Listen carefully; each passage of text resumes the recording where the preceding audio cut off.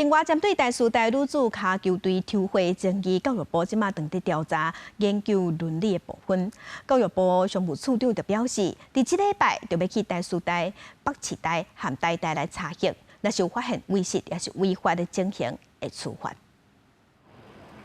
第四代女子骹球抽回案受社会注意，相关调查也搁伫咧进行。8日下昼，教育部召开看报会专案小组会议了，常务处长朱俊江出面接受访问，讲即礼拜会去3间学校实地查核。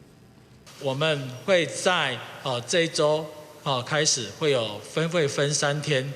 前往台师大台北市立大学跟台湾大学这3个学校的 IRB， 因为当时分别处理了这14件有涉及到民众检举或学生陈情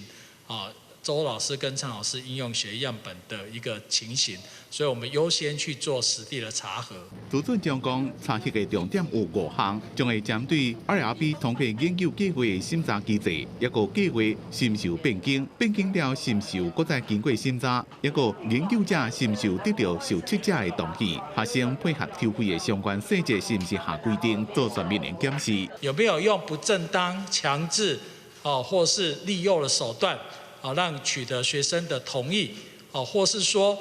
学生他在配合整个抽血采集血液样本抽血的时候，他的频率、抽血量、